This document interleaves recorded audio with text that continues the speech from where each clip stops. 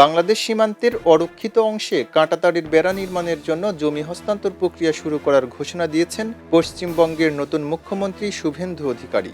এরপর সোমবার সীমান্ত ঘেঁষা বিভিন্ন জেলার প্রশাসন মাঠ পর্যায়ে জরিপ কাজ শুরু করেছে। সীমান্তরক্ষী বাহিনী বিএসএফ এর সঙ্গে সমন্বয় করে এই কার্যক্রম চালানো হচ্ছে। ভারতীয় গণমাধ্যম বলছে, বাংলাদেশ থেকে কথিত অবৈধ অনুপ্রবেশ ঠেকাতে এটি ছিল বিজেপির এবারের অন্যতম প্রধান নির্বাচনী প্রতিশ্রুতি। পশ্চিমবঙ্গের মুখ্যমন্ত্রী শুভেন্দু অধিকারী স্থানীয় গণমাধ্যমকে গতকাল বলেছিলেন, আমাদের প্রথম মন্ত্রিসভার বৈঠকেই বিএসএফকে জমি হস্তান্তরের সিদ্ধান্ত নেওয়া হয়েছে। এখন থেকেই প্রক্রিয়া শুরু হচ্ছে এবং আগামী ৪৫ দিনের মধ্যে তা সম্পন্ন হবে।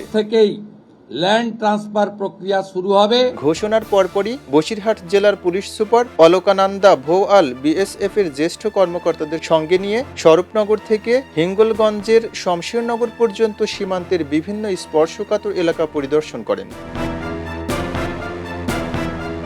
বিএসএফ কর্মকর্তা জানিয়েছে, স্বরূপনগর থেকে শমশেরনগর পর্যন্ত পুরো সীমান্তের দৈর্ঘ্য প্রায় ৯৬ কিলোমিটার। এর মধ্যে প্রায় ৪৬ কিলোমিটার ইসামতি নদীর তীরবর্তী নদী বিধৌত এলাকা এবং বাকি ৫০ কিলোমিটার স্থল সীমান্ত। এই স্থল সীমান্তের প্রায় ২০ কিলোমিটার অংশে এখনো কোনো বেড়া নেই। কঠিন নদীপথের অংশ বাদ দিলেও প্রায় ২০ কিলোমিটার স্থল সীমান্ত এখনো অরক্ষিত রয়েছে। এই এলাকাগুলো অত্যন্ত ঝুঁকিপূর্ণ এবং সবসময় কড়া নজরদারিতে রাখা হয়।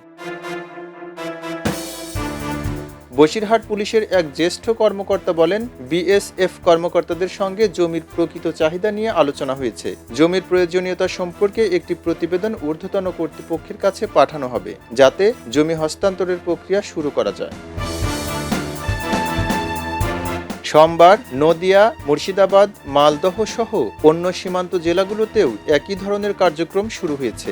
যদিও জেলা প্রশাসন বা বিএসএফ কেউই আনুষ্ঠানিকভাবে এ বিষয়ে মন্তব্য করেনি। বাংলাদেশের সঙ্গে পশ্চিমবঙ্গের সীমান্তের দৈর্ঘ্য ২২১৬.৭ কিলোমিটার। খবরের কাগজ, নিখাত, নির্ভীক, নিরপেক্ষ।